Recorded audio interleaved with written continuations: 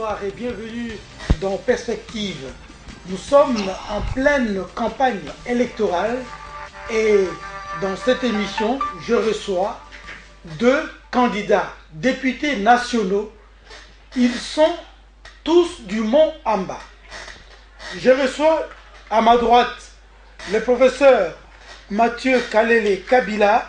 Il est président national du Front pour un nouveau type de Congolais.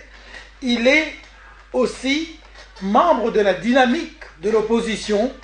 Il est candidat à la députation nationale pour le Mont Amba, je le dis, au numéro 231. Bonjour et bienvenue, professeur. Bonjour, Luc. Je reçois avec le professeur Mathieu Kalele Kabila, maître Gabin Loulendou Moussoumari. Il est avocat, tout naturellement, au barreau de Kinshasa-Gombe. Il est porte-parole adjoint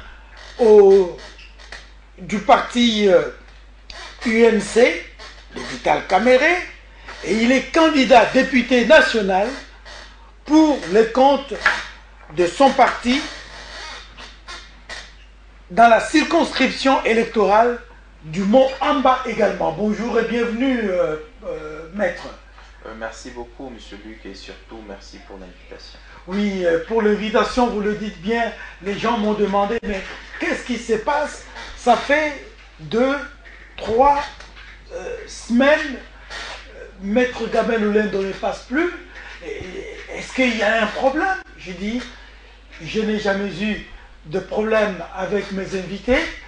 Quand j'invite maître Gabin Loulendou, tantôt ça passe, il ne prend pas les téléphones, tantôt ça ne passe pas, mais tout ce que je sais qu'il est candidat. Que s'est-il passé, maître, en attendant? Non, c'est tout simplement un agenda assez compliqué à gérer, des responsabilités professionnelles, des responsabilités familiales, pré-campagne, préparation d'une petite logistique pour les élections, ainsi que des réunions au niveau du parti. Eh bien, tout cela n'a pas absolument permis que je sois sur votre plateau. Mais vous voyez qu'aujourd'hui, j'ai eu un peu de disponibilité. Je n'ai pas hésité un seul instant à être là. Donc, je suis là et je serai toujours là dans la mesure du possible. C'est vous dire que c'est un plateau qui est bien et on ne voit pas comment un plateau comme celui-ci où les gens réfléchissent, un homme politique peut refuser de venir à une émission comme ça. Donc, il s'agissait tout simplement d'un petit agenda et vous savez que je suis toujours respectueux des journalistes. Quand je dis « Ok, je vais venir », je viens et toujours à l'heure et même avant l'heure. Parce que justement, je me dis, quand on est un type responsable, il y a des choses qu'on ne peut pas se permettre de faire. Très bien. Donc, ça c'est en prélude. Hein. Je ne sais pas, vous avez déjà affiché ça. C'est votre logo. Et c'est ça ce que vous allez afficher publiquement. Je pense que vous allez l'agrandir. Hein. Ou c'est déjà fait? Non, il y a des petits calendriers mais qui vont être distribués, donc il ne s'agit pas d'agrandir, mais par contre il y aura quelques affiches, il y aura des banderoles et éventuellement quelques petits panneaux à gauche, à droite. Donc voilà un peu quelques éléments des visibilités du point de vue de notre campagne. Et puis il y aura aussi des flyers qu'on pourrait distribuer. Très bien. Donc voilà, le plus important c'est que les gens puissent voter utilement et je pense que nous pouvons valablement représenter ces gens qui souffrent au Parlement et montrer que le Parlement peut se présenter, peut avoir une autre configuration lorsque vous avez des gens qui croient aux valeurs et qui se battent pour ces valeurs-là. Donc c'est ça la chose la plus importante. Est-ce que ça veut dire que vous êtes prêt pour aller aux élections? Prêt pour aller aux élections, oui, parce que nous voulons qu'il y ait alternance au 23 décembre de l'année en cours. La Kabylie a montré beaucoup de limites, 17 ans d'exercice du pouvoir, le peuple est dans une misère incroyable, indescriptible, et qu'il faut absolument montrer qu'il faut un Parlement de qualité pour pouvoir voter les lois nécessaires dont le pays a besoin, mais aussi et surtout procéder au contrôle parlementaire pour s'assurer que l'argent de l'État n'est pas volé, il sert à l'intérêt général. Donc nous sommes prêts, Mais voilà, donc voilà, nous sommes là.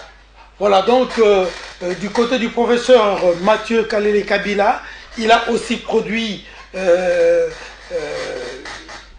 j'allais dire, une photo avec un fond fait de la population.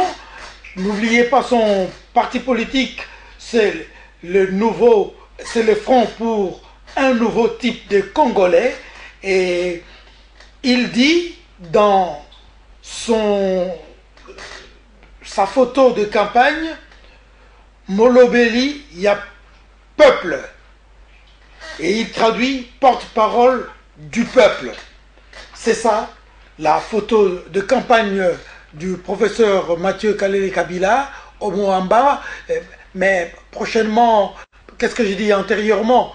Vous n'avez pas été candidat au Moamba.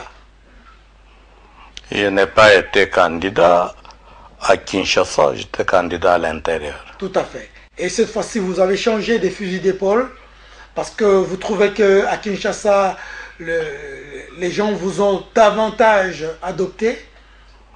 Il y a plusieurs raisons.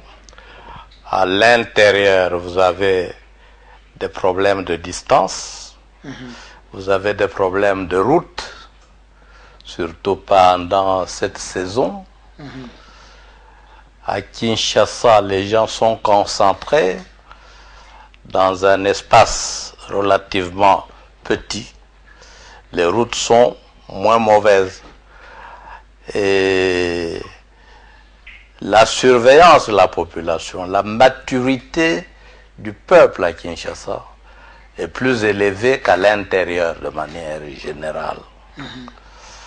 Bon, pour faire l'économie du temps, l'économie de moyens, tout ça, surtout quand on déplace en véhicule, je dépense moins de carburant à Kinshasa qu'à l'intérieur. Tout à fait. Alors, pourquoi les débuts de cette campagne électorale est si timide? Bon, je n'ai pas fait le sondage, je constate, mais généralement, compte tenu des moyens dont les gens disposent, la campagne va de manière graduelle. C'est la dernière semaine que les gens jettent le gros de moyens pour la campagne, surtout en termes financiers. Vous savez, tout ce que vous dépensez la première, la deuxième, la troisième semaine s'oublie très vite la veille. Celui qui a reçu aujourd'hui ne va plus se souvenir de vous dans trois semaines. Tout ça, c'est un calcul. Il faut faire le calcul. Et aussi, il y a un autre élément. Il y a eu beaucoup d'hésitations sur l'organisation de ces élections.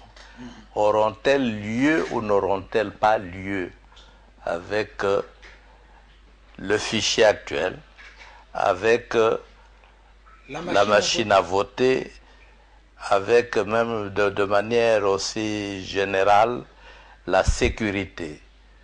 Vous vous réveillez aujourd'hui, on vous dit plus de 300 terroristes sont entrés à Kinshasa. Et vous avez des embouteillages partout.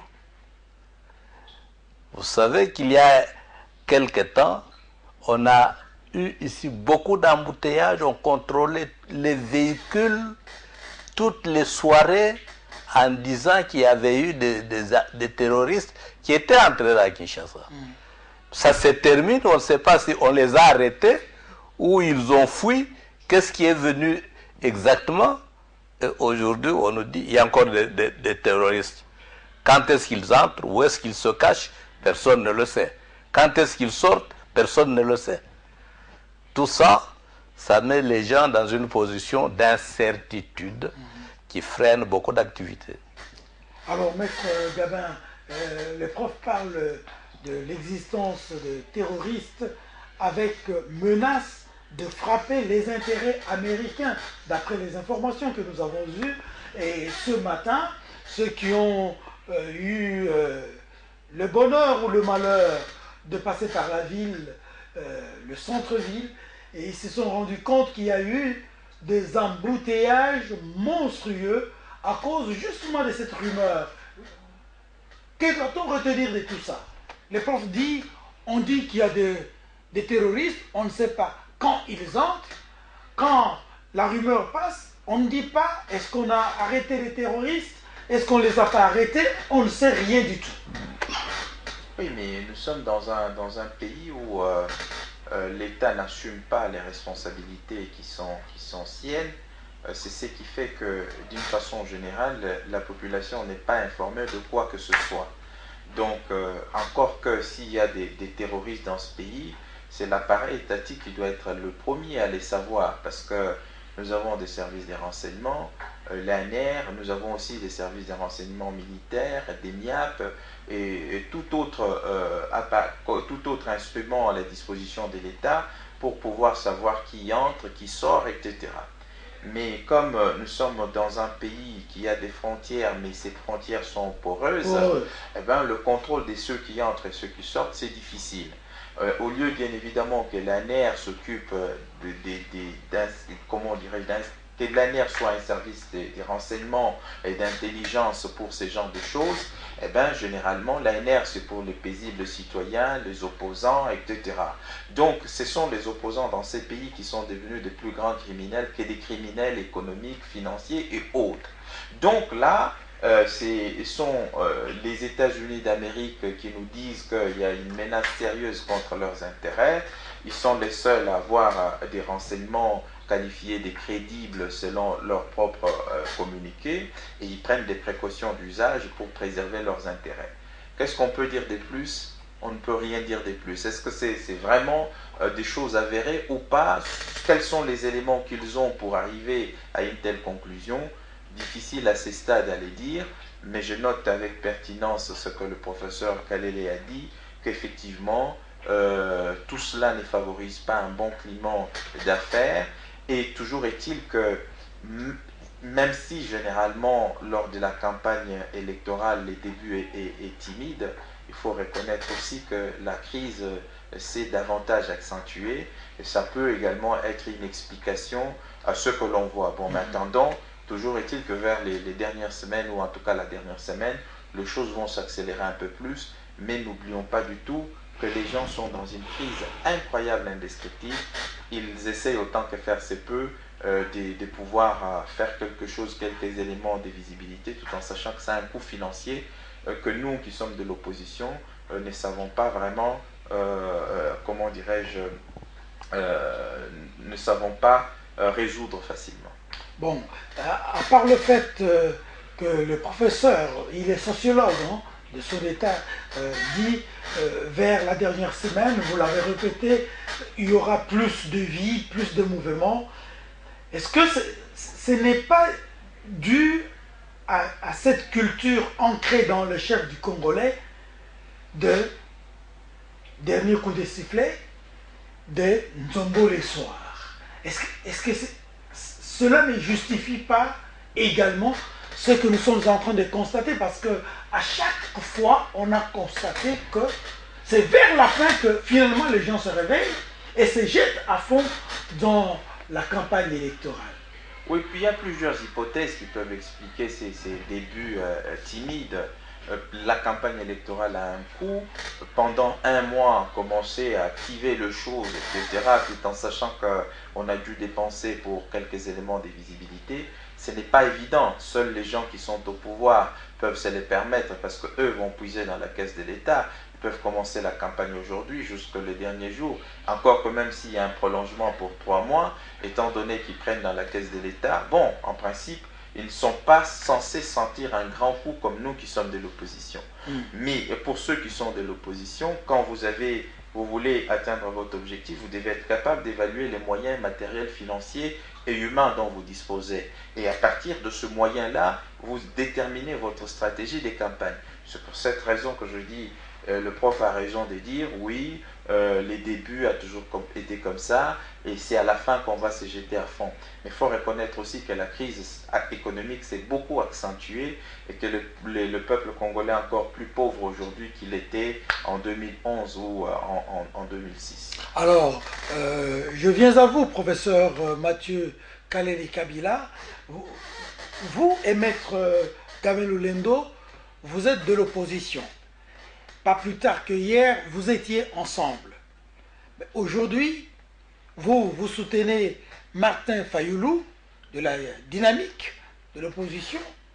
Lui, il est avec Vital Kamerhe. Donc, ceux qui ont désavoué la désignation de Martin Fayoulou.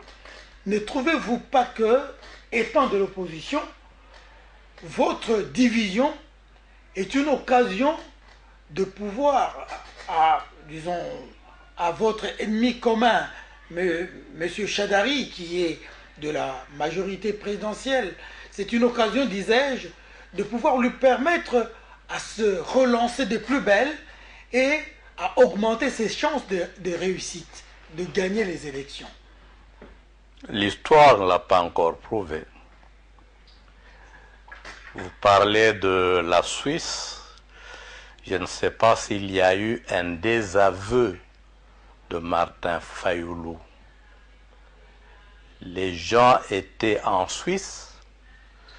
Le processus avait un objectif, sortir un candidat commun de l'opposition. Il y a eu concertation, il y a eu vote.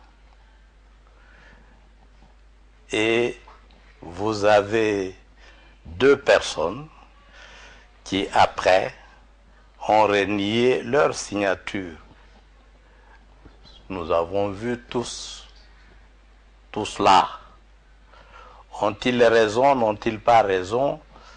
Ça, je ne sais pas. Mais de toutes les façons, sur 7 votants, Fayoulou a eu 5 voix. Kamerhe, 1 voix. Félix, 1 voix. Je suppose que c'est leur voix individuelle là-bas.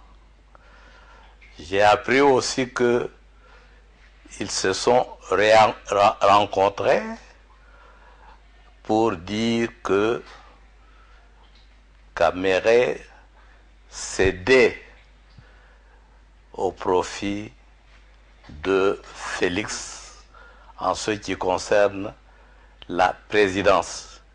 De toutes les façons, pour nous qui enseignons l'histoire politique, ça appartient à l'histoire. Nous notons.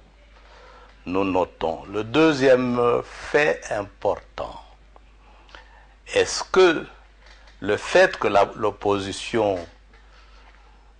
part une fois de plus en ordre dispersé, tout à fait, augmente les chances de Chadari, dauphin de Joseph Kabila? Je dis pas forcément. 2006, l'opposition est partie en ordre dispersé. Et c'est Bemba qui a eu plus de voix que Joseph Kabila. 2011, l'opposition est partie en ordre dispersé. Et c'est Tshisekedi père qui a eu plus de voix. Ce qu'on peut constater, Maître vient de parler de la misère, mais cette misère, elle va progressant. 2006, 2011, aujourd'hui, les Congolais ont été invités en 2011 à voter continuité.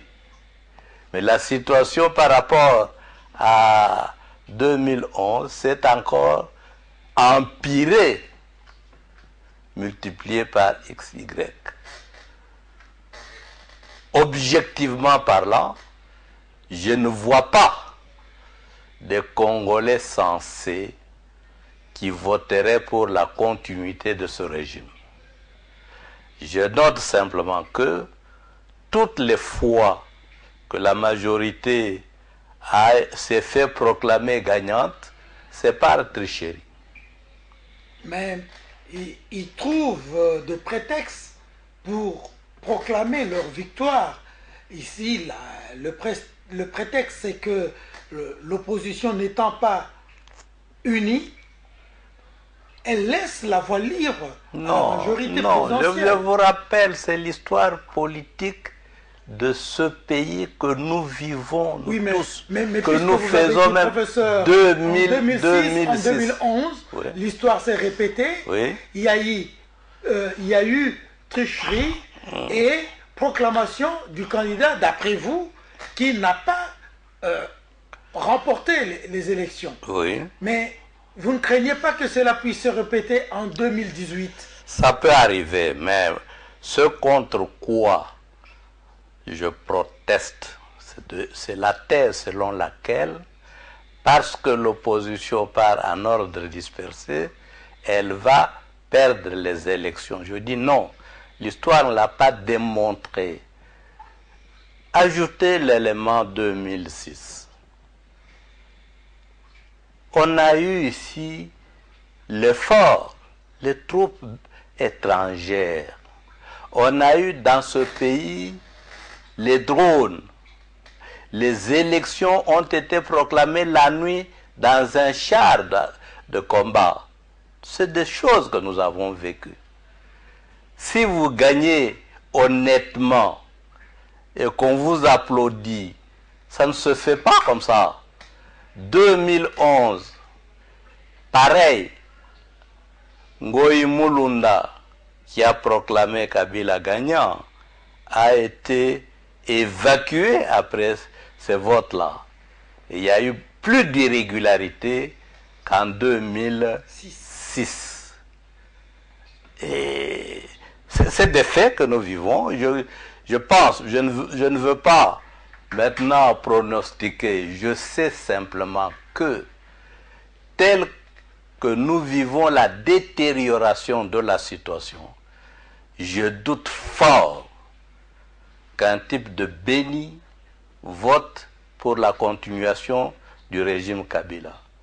Qu'un type du Kasaï au central et ailleurs, mais qu'un type de Kinshasa vote pour la continuité de ce régime.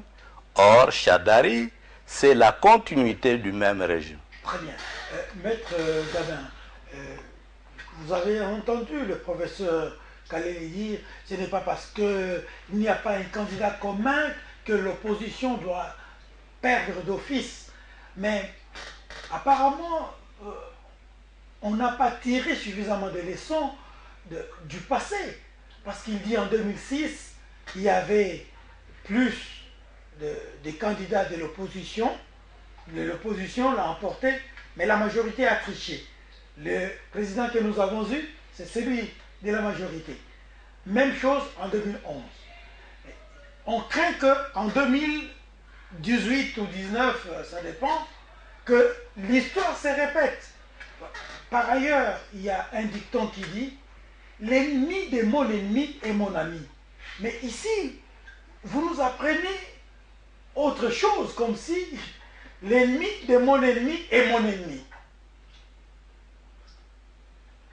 Maître Gabin. D'abord, je voudrais revenir sur les péripéties des Genève et puis Pretoria. Allez-y. Qu'est-ce que je dis? Et Nairobi. Nairobi au Kenya. Voilà, au Kenya. Premièrement, ce que je dois dire, c'est que dans le cadre de Genève, il n'y a pas eu reniement des signatures. Il y a eu retrait des signatures. C'est deux choses différentes. Lorsque vous reniez votre signature, ça veut dire que vous ne reconnaissez pas votre signature. Vous ne reconnaissez pas que c'est votre signature. Mais lorsque vous vous retirez, ça veut dire que vous reconnaissez que c'est votre signature. Vous avez signé en bonne et due forme. En bonne et due forme. Et que vous avez retiré. Voilà, et vous constatez que pour des raisons qui sont bien connues, eh ben, vous ne vous sentez plus engagé et que de ce fait, les obligations contenues dans cet accord ne vous concernent pas. Donc déjà, du point de vue sémantique, il y a une grosse différence entre les retraits des signatures et le reniement d'une signature. Tout à fait d'accord. Deuxièmement, c'est que on parle de Genève, mais avant Genève, il y a eu Pretoria. Et Pretoria a eu l'avantage, moi je peux appeler ça pratiquement un accord cadre, ou en tout cas une entente cadre, dans la mesure où, à Pretoria, pour la première fois, toutes les parties présentes, ou en tout cas représentées, se sont mises d'accord sur deux choses. Et c'est important de pouvoir le souligner.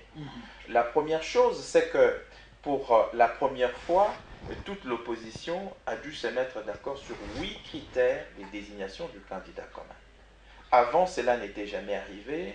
L'UDPS avait ses propres critères, l'UNC avait ses critères, d'autres partis avaient également leurs propres critères. Et les critères de chaque parti étaient en fonction du profil de son candidat.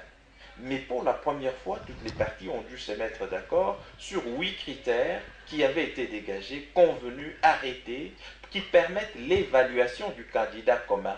Et ces candidats communs devaient être choisis suivant quoi? Suivant un procédé qu'on appelle consensus. Une fois que cela avait été arrêté à Pretoria, à Genève, il était tout simplement question d'appliquer les 8 critères et de dégager les consensus. Ça veut dire, premier critère, est-ce que Martin Fayulu les remplit? Si c'est OK, on dit OK. Si c'est non OK, on dit non OK. Vital Kamerhe, Félix Tshisekedi, Freddy Matungulu, mêmement. Et à la fin, on peut dire qu'au regard des critères qui ont été arrêtés convenus, on se rend compte qu'il y a tel qui les remplit un peu plus que d'autres. Est-ce qu'on peut accepter que ce soit tel qui puisse être notre candidat commun? C'était ça la procédure. Mais Genève s'est révélée comme étant une vraie, passez-moi l'expression, même si je n'aime pas utiliser des expressions fortes, une vraie escroquerie politique. Dans la mesure où, de bonne foi, les uns se sont présentés, mais il y a eu des réunions nocturnes pour écarter les deux grands favoris, à savoir Vital Kamerhe et Félix Tshisekedi.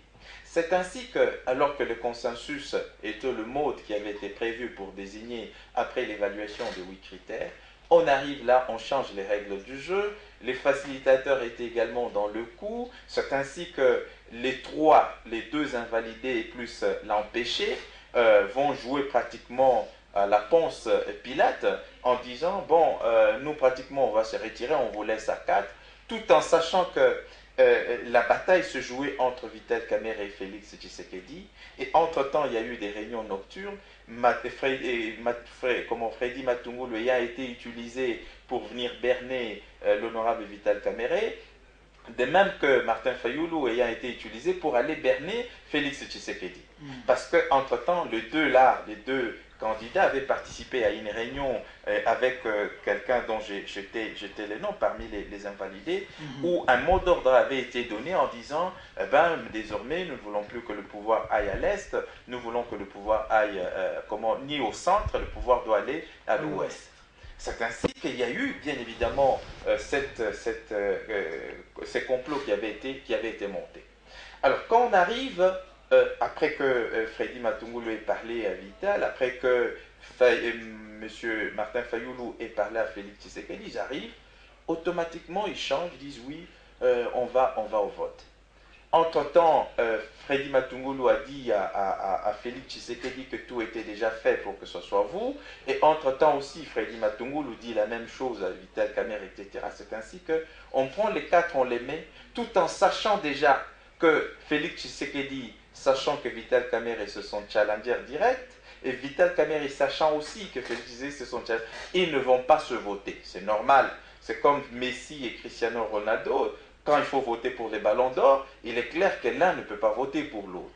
Et du coup, Vital Kamerhe se donne une voix, et contrairement à ce que le professeur a dit, Martin Fayulu n'a pas eu 5 voix.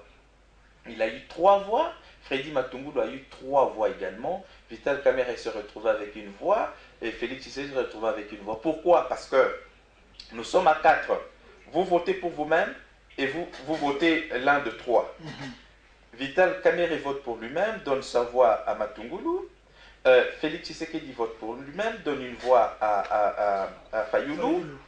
Fayoulou vote pour lui-même, Matungulu vote pour lui-même, et comme chacun a reçu la voix de Félix et la voix de Vital Kamerhe, je veux dire, l'un a reçu la voix de Vital, l'autre a reçu la voix de Félix, et entre-temps, les deux qui étaient déjà en complot se votent.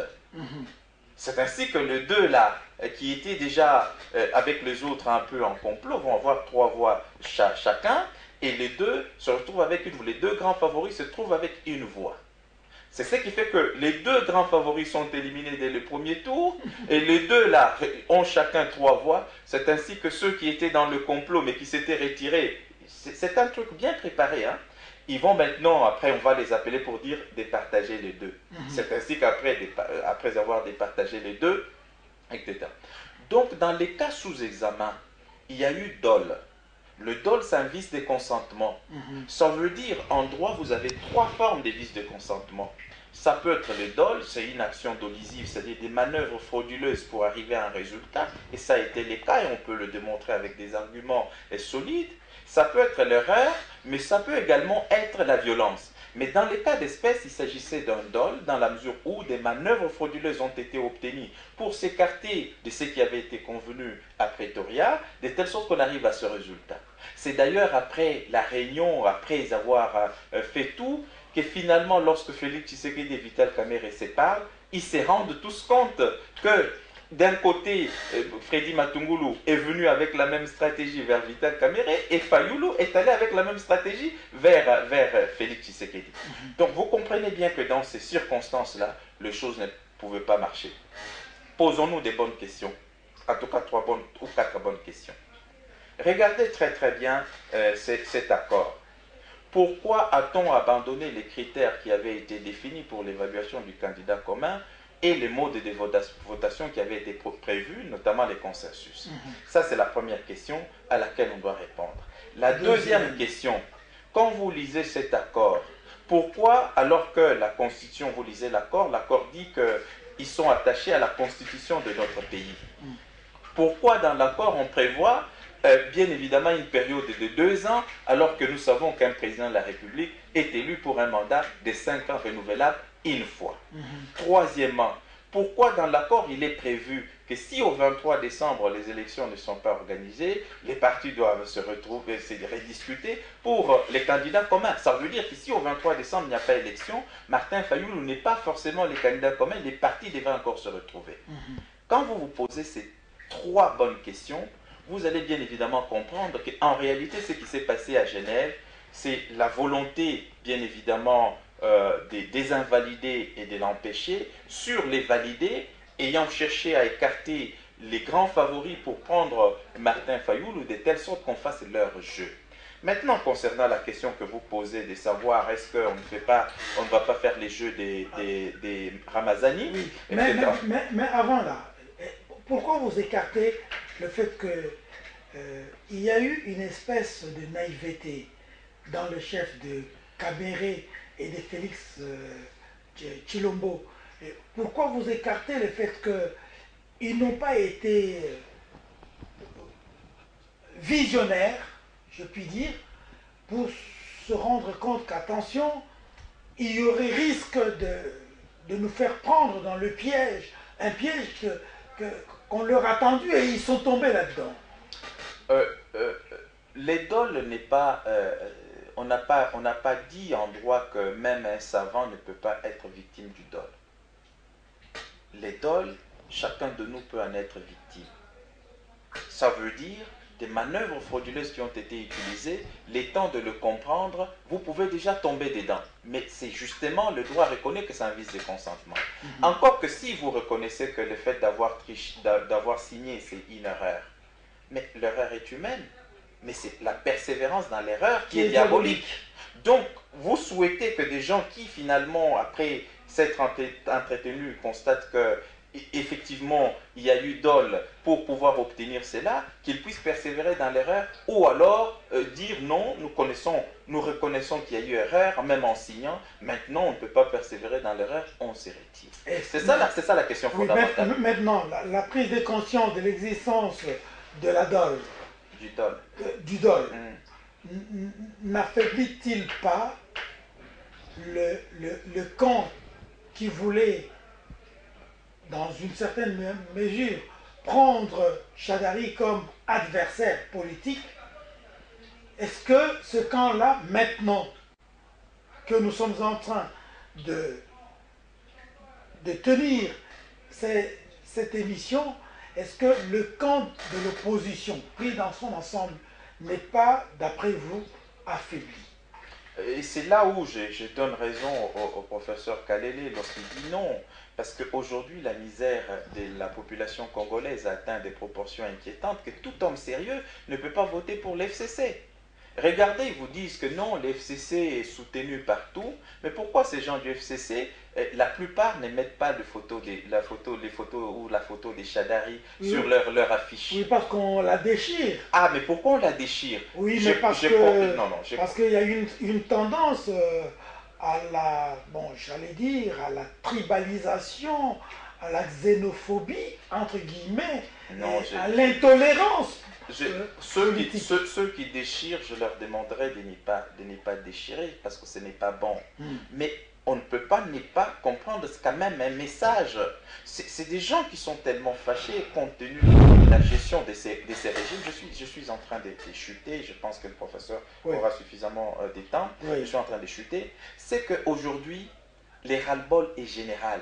Et comme c'est ras-le-bol est général, tout homme sérieux, j'ai dit tout homme sérieux, et surtout lorsqu'on lui promet la continuité de sa misère par un régime qui est là, parce que Chadari, c'est un élément de continuité. La continuité veut dire les étudiants vont être tués quand ils marchent, quand ils ne demandent qu'à étudier. La continuité, ça veut dire lorsque l'Église catholique va organiser des marches pacifiques, il y a des gens qui vont être tués. Vous avez Rossi qui a été tué, Thérèse Kapangala. La continuité veut dire les fonctionnaires vont continuer à avoir un salaire de misère, ainsi que les policiers et pourquoi pas les militaires, etc.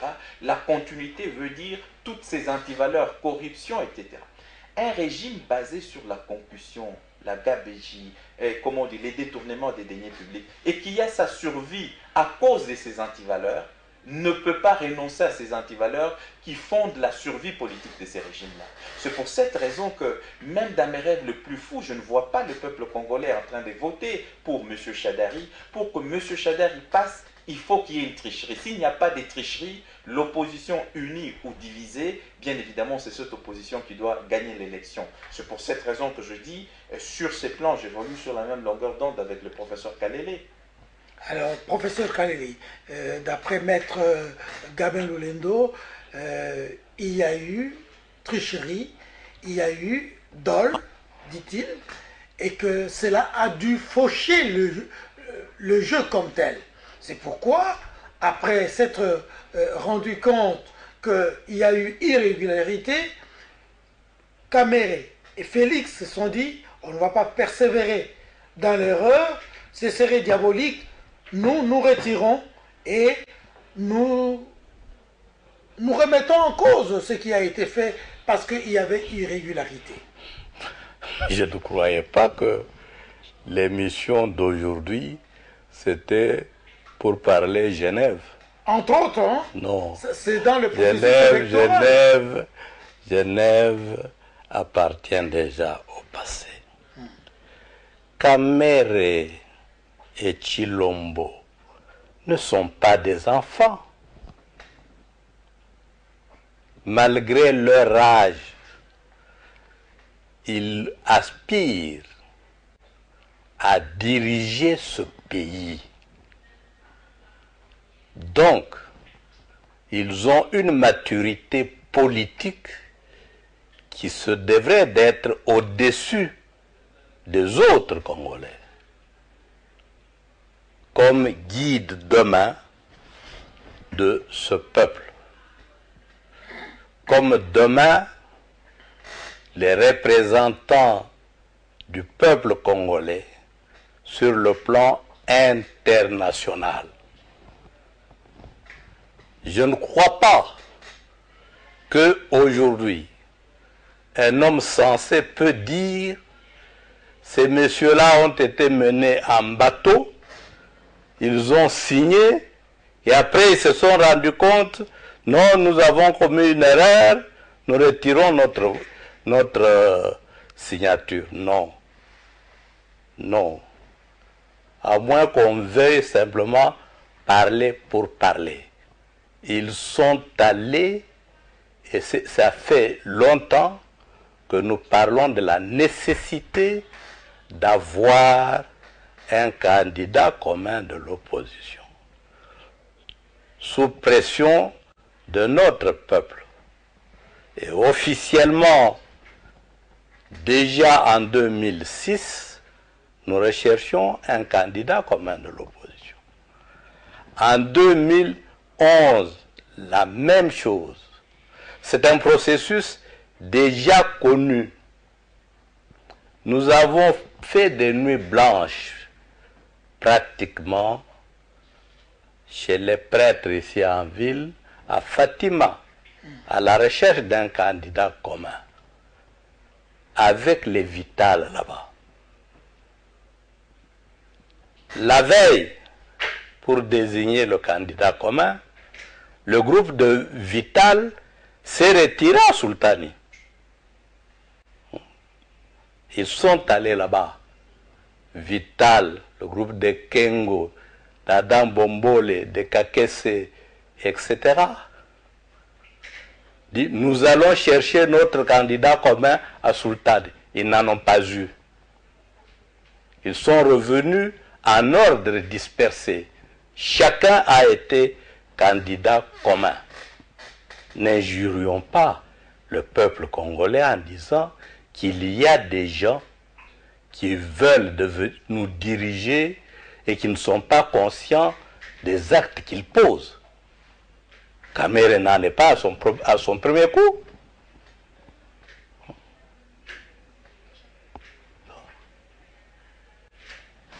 L'émission d'aujourd'hui ne revient pas sur Genève. De toutes les façons, vous signez à l'âme et conscience. Vous acceptez que si vous reniez votre signature, qu'on vous jette en opprobre, que vous quittez la scène politique, ça appartient au passé. Ils n'étaient pas ivres. Ils ne sont pas des enfants. Alors maintenant, professeur, on a tout compris. Les conséquences qui en découlent, parce que nous parlons du processus électoral, est-ce qu'il y a possibilité, Maître Gabin, d'envisager une stratégie de cohésion de l'opposition pour que vous fassiez front commun, comme dit le parti même du professeur, front pour un nouveau type de Congolais, afin de maximiser vos chances aux élections présidentielles? Est-ce qu'il y a encore possibilité? Je voudrais attirer l'attention du professeur Kalele sur le fait que l'édole n'est pas l'apanage des enfants. Il ne nous reste que 4 minutes. Oui, oui. Non, je voudrais attirer son attention sur le fait que l'édole n'est pas l'apanage des enfants. Même un savant peut être victime du dol. Dès lors que les circonstances les démontrent. Parce que justement, après avoir signé, quand d'ailleurs Félix Tshilombo, Tshisekedi et Vital Kamerhe se sont retrouvés, c'est en ce moment-là qu'ils ont compris que beaucoup de choses ont dû se faire, parce qu'on a dû envoyer des gens pour pouvoir, comment dirais-je, les amener. Donc, ça veut dire que s'il y a une action dolosive, le fait d'être un adulte ou d'être un averti ne signifie pas que vous êtes à l'abri du dol. Chacun de nous peut être à l'abri du dol, y compris le professeur lui-même. Donc on ne peut pas dire, parce que c'était des adultes, c'est des gens avertis, et qu'on ne peut pas considérer qu'ils ont été victimes du dol. Mais en même temps, ce que nous disons, c'est que au niveau du rassemblement, ils avaient une structure, en tout cas une plateforme qu'on appelait rassemblement. Ces rassemblements avaient comme président Félix Tshisekedi Tshilombo. Aujourd'hui, Vital Kamerhe et Félix Tshisekedi, Vital a décidé de se désister en faveur de Félix Tshisekedi, que ce soit Martin Fayoulou, que ce soit Moïse Katumbi et d'autres, avaient comme président au niveau du rassemblement Félix Tshisekedi. Et que ce soit celui-là au profit duquel Vital Kamerhe s'est désisté, aujourd'hui, on peut facilement trouver un terrain d'entente en disant « mais le rassemblement n'est pas encore mort ».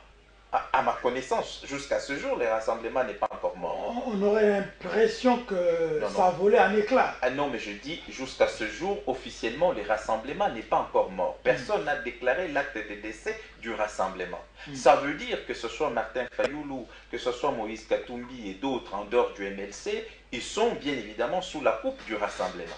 Mais maintenant que Félix Tshilombo a été désigné candidat et que l'UDPS est la première force politique de l'opposition dans ce pays, c'est plus facile aujourd'hui de trouver encore un terrain d'entente en disant, mais comme au sein du rassemblement, nous avons comme président Félix Tshilombo, y compris Martin Fayoulou lui-même au sein du rassemblement, reconnaît que Félix Tshilombo, c'est son candidat commun, alors pourquoi n'est pas aujourd'hui décidé qu'on lui laisse la possibilité de pouvoir conduire l'opposition aux prochaines élections et notre allié avec toutes ces tractations qui devront... Même dans 24 heures, s'il y a cette volonté, on peut arriver.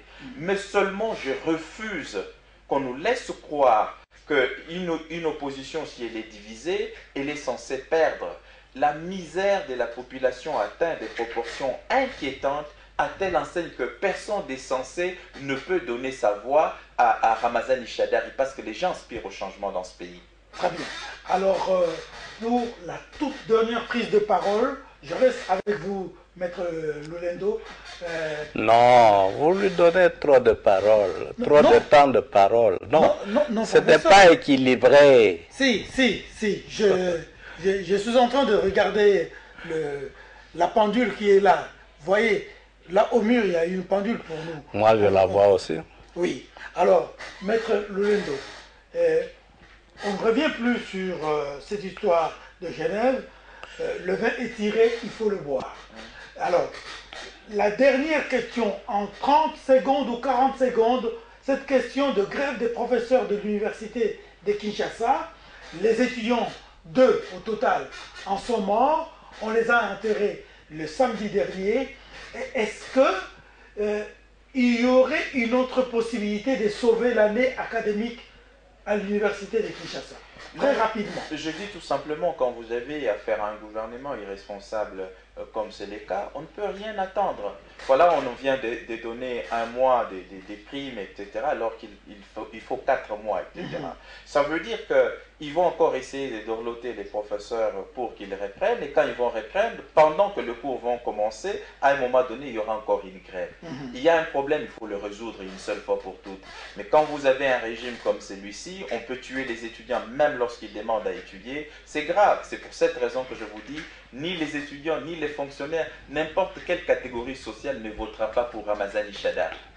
Professeur, est-ce que le moins qu'on vous a payé, parce que vous êtes enseignant à l'université de Kinshasa, vous avez touché 1 mois sur 4, ça peut vous permettre de reprendre les enseignements, quitte à voir la bonne foi du gouvernement, au cas où il n'appuierait pas le reste, vous entamerez à nouveau une grève? Avant d'y arriver, à ma connaissance, Félix n'a pas été désigné candidat commun de l'opposition par l'opposition. C'est Kamere qui l'a désigné. Et Kamere n'engage pas toute l'opposition. C'est un rectificatif. Très bien. Et il est important. Sinon, on continue à semer la confusion que l'opposition a désigné 2 fois un candidat commun. 2. Concernant la grève à l'université. Mais cette grève a plusieurs raisons. Et les revendications ont été très claires. Depuis 2011, les professeurs ont acheté des camionnettes. On leur a escroqué de l'argent. On a volé sur chaque professeur $3 000.